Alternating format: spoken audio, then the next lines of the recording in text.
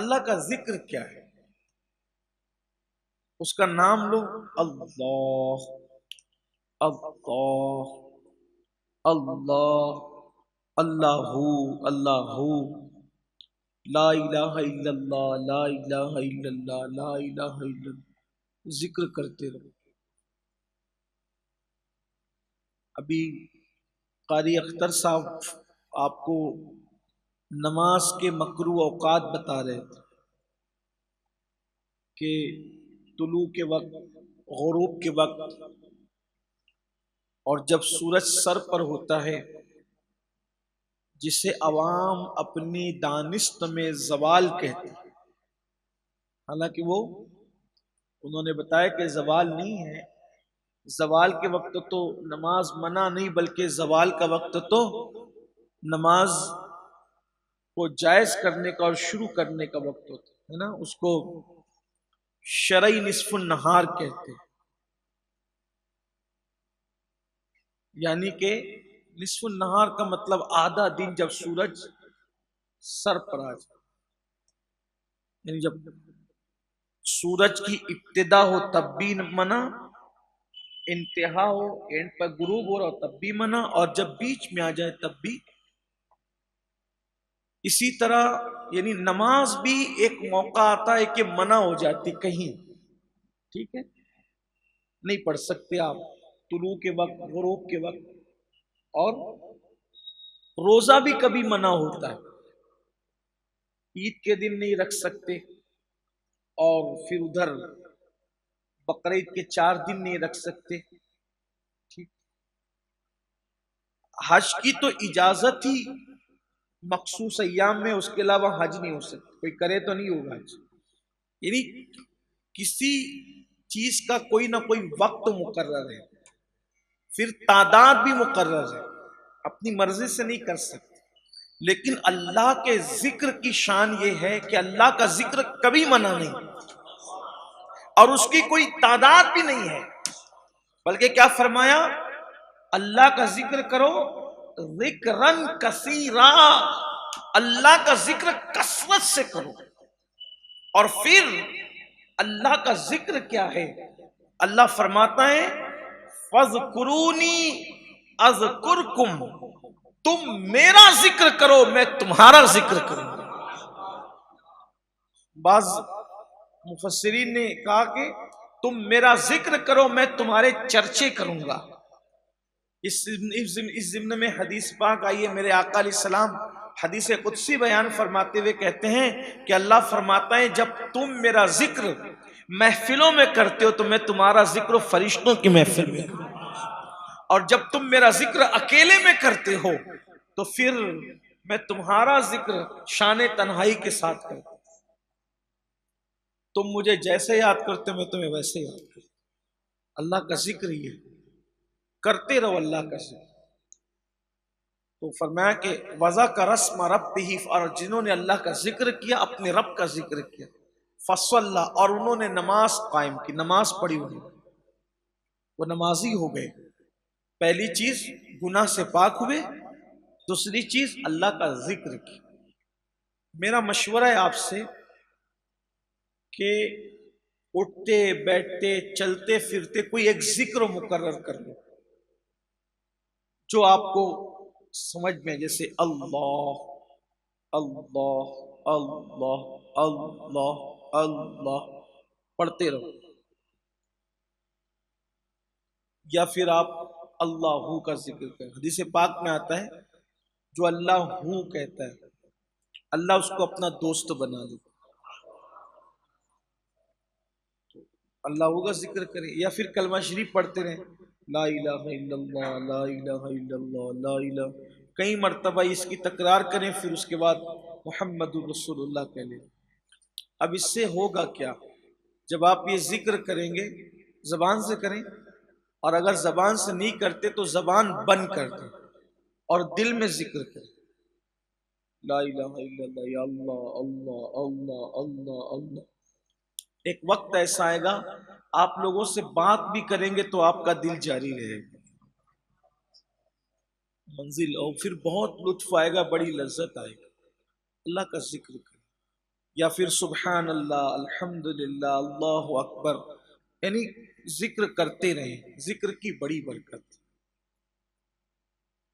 حدیث پاک میں آتا ہے کہ جب ہم اللہ کا ذکر کرتے ہیں تو جہاں جہاں تک ہماری آواز پہنچتی ہے وہ ساری چیزیں اللہ کے ذکر کے حوالے سے ہمارے لیے گواہ ہو جاتی ہیں، اور قیامت کے دن وہ گواہی دیں گی کہ فلاں فلاں موقع پر اس بندے نے تیرا ذکر کیا تھا۔ اس سلسلے میں ایک واقعہ بیان کیا جاتا ہے کہ ہمارے واقعے سے پہلے ایک بات بتاؤں کہ ہمارے اسلاف کا طریقہ تھا، جب وہ پہاڑوں میں جاتے، جنگلوں میں جاتے تو وہ زور سے اللہ کا ذکر کرتے، ان کو گواہ بنانے کے لیے، جنگل کے درختوں کو، پہاڑوں کو گواہ بنانے کے لیے۔ ایک مرتبہ امام اہل سنت سیدی اعلیٰ حضرت سفر میں تھے، تو جب اسی آپ نماز کا وقت آئے تو آپ نے خود اذان دی، امام نے خود اذان دی، امام اہل سنت سیدی اعلیٰ حضرت نے خود اذان دی۔ لوگوں نے کہا کہ حضرت آپ نے اذان پڑھی، تو فرمایا ہاں، میں ان پہاڑوں کو اپنے ایمان پر گواہ بنانا چاہتا ہوں۔ لوگ جب پہاڑوں میں جاتے ہیں تو اپنا نام لکھتے ہیں، ان دیوانوں کو چاہیے کہ اپنا نام لکھنے کی بجائے وہ اللہ کا نام لینا، تاکہ قیامت کے دن وہ پہاڑ بھی گواہی دے کہ مولا اس نے ہم پر پہنچ کر تیرا ذکر کیا۔ اس سلسلے میں ایک واقعہ بیان کیا جاتا ہے کہ سیدنا ابراہیم ابن ادہم رضی اللہ تعالیٰ عنہ نے چند کنکریاں لی، اور چند کنکریاں لے کر ان کے سامنے کہا لا الہ الا اللہ، اے کنکریوں گواہ رہنا کہ میں اللہ کی توحید بیان کروں، میں نے اللہ کا ذکر کیا، تم گواہ رہے۔ اور پھر ان کنکریوں کو زمین پہ ڈال دیا۔ اس رات سوئے تو خواب میں کیا دیکھا کہ حساب کتاب ہو رہا ہے اور اللہ کی طرف سے حکم ہوتا ہے کہ اس کو جہنم میں لے جاؤ۔ کس کو؟ حضرت ابراہیم ابن ادہم رضی اللہ، اس کو جہنم میں لے جاؤ۔ تو فرشتے پکڑ کر جہنم میں لے جاتے ہیں، تو جہنم کے پہلے دروازے پر پہنچے تو وہاں پر ایک کنکری کو بہت بڑی چٹان کی شکل میں کھڑا ہوا پایا، اور وہ کنکری کہہ رہی تھی کہ میں اس کو جانے نہیں دوں گی کیونکہ اس نے مجھے گواہ بنا کر اللہ کا کلمہ پڑھا۔ فرشتے دوسرے دروازے پہ لے گئے تو دوسری کنکری کو پایا، تیسرے دروازے پہ لے گئے تو تیسری کنکری کو پایا، حتیٰ کہ سارے دروازوں پہ وہ کنکریاں بڑے چٹان کی شکل میں تھی۔ پھر حکم ہوتا ہے کہ اسے جنت میں لے جاؤ۔ یعنی اللہ والوں کو یہ بتایا جاتا ہے تاکہ ان کے اعمال کا فائدہ، یا خواب میں عام لوگوں کو بھی بتایا جاتا ہے، مومنین کو، تاکہ ان کو پتہ چلے کہ انہوں نے جو عمل کیا اس کی برکتیں کیا ہیں۔ تو اللہ کا ذکر کرو، یہ جو بڑبڑ کرتے ہو نا، بک بک کرتے ہو، یہ ختم کرو، کوشش کرو زیادہ سے زیادہ اللہ کا ذکر کرنے کی۔ اور بہت مختصر مدت لے کر کے ہم آئے ہیں اس دنیا میں، اس لیے کوشش کرو۔ اور پھر میں لوگوں سے کہتا ہوں، پہلے ہی میں نے کہا کہ کلمہ طیبہ سے بڑھ کر اللہ کا کوئی ذکر نہیں، افضل الذکر لا الہ الا اللہ، سب سے بہترین ذکر کلمہ شریف ہے۔ کلمہ شریف پڑھو، بہت برکت ہے اس کی۔ اگر آپ کلمہ شریف اس طرح پڑھتے ہیں لا الہ الا اللہ محمد الرسول اللہ صلی اللہ علیہ وآلہ وسلم، اس طرح پڑھتے ہیں، آپ کو زندگی میں کوئی دوسرا وظیفہ کرنے کی ضرورت نہیں۔ اسی کلمہ شریف اور درود شریف کی برکت سے آپ کی روزی میں برکت ہوگی، آپ کی عمر میں برکت ہوگی، آپ کے رکے ہوئے کام ہو جائیں گے، آپ کے مسائل حل ہو جائیں گے، ہر درد کی دوا اس کے اندر موجود ہے۔ کلمہ شریف کی بہت برکت۔ حدیث پاک میں آتا ہے کہ جب بھی کوئی بندہ کلمہ طیبہ پڑھتا ہے لا الہ الا اللہ محمد الرسول اللہ صلی اللہ علیہ وآلہ وسلم، تو اللہ کا عرش جھومنے لگتا ہے، گھومنے لگتا ہے، اس پر وجد کی کیفیت طاری ہوتی ہے۔ اللہ فرماتا ہے اے عرش رک جا، ساکن ہو جا۔ عرش کہتے ہیں مولا کیسے رکوں، آج ایک بندے نے کلمہ پڑھا ہے، جب تک اس کی بخشش نہیں ہوگی میں کیسے رک سکتا ہوں؟ تو ندا آتی ہے اے عرش تو بعد میں جھومنا شروع ہوا، اس کا کلمہ بھی مکمل نہیں ہوا تھا، ہم نے اس کی مغفرت فرمائی۔ کلمہ شریف بار بار پڑھنے کی عادت، اور جب بھی کلمہ شریف پڑھو تو نیت یہ کر لو کہ ہم تجدید ایمان کر لیں، ایمان کو نیا کر لیں، ایمان کو تازہ کر لیں۔ بار بار کلمہ شریف پڑھو، اٹھتے بیٹھتے سوتے جاگتے کلمہ شریف پڑھو۔ لوگ وظیفے لیتے ہیں، کون سا وظیفہ کریں؟ میں نے اس سے پہلے رمضان شریف پہ بھی اعتکاف والوں کو میں نے یہی عرض کیا کہ لوگ وظیفے لیتے ہیں، مشکل مشکل وظیفے۔ آپ سے پوچھتا ہوں یہ کلمہ جسے ہم کلمہ طیبہ کہہ رہے ہیں، اللہ نے عرش پر لکھا،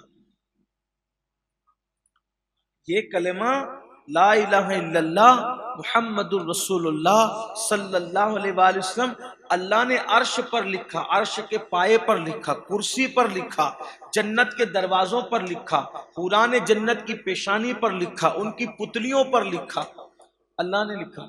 اب اگر اس سے بڑا کوئی کلمہ ہوتا تو کیا وہ نہ لکھا جاتا؟ تو جو کلمہ اللہ نے ہر جگہ لکھا، ہم اس کلمے کی اوپر توجہ نہیں دیتے اور کہتے ہیں وظیفہ دو وظیفہ دو۔ یہ سب سے بڑا وظیفہ ہے۔ یہ کون سا وظیفہ ہے جو کافر کو مومن بنا دیتا ہے، جو مشرک کو موحد بنا دیتا ہے؟ آپ ذرا سوچیں تو صحیح نا۔ یہ کلمہ شریف بہت برکت ہے اس کی، اور آسان بھی ہے، سب کو یاد بھی ہے، بار بار اس کی تکرار کرو۔ اور ایک بات یہ آپ کو بتاؤں، جس نیت سے آپ کلمہ پڑھیں گے، جس نیت سے، اللہ آپ کی وہ مراد پوری فرما دے۔ ایک صحابی بارگاہ رسالت میں آئے، انہوں نے عرض کی یا رسول اللہ صلی اللہ علیہ وآلہ وسلم میرے گھر میں برکت نہیں ہے۔ آقا نے فرمایا کلمہ پڑھو، لا الہ الا اللہ محمد الرسول اللہ صلی اللہ علیہ وآلہ وسلم، کلمہ پڑھو۔ انہوں نے چند دن کلمہ پڑھا، اللہ نے ان کے گھر میں برکت عطا فرمائی۔ بہت برکت ہے اس کلمے کی۔ میں سمجھتا ہوں زندگیاں ختم ہو جائے لیکن کلمہ طیبہ کی برکت بیان کرتے کرتے زبانیں گھس جائے گی، اس کی برکت بیان نہیں ہو سکتی۔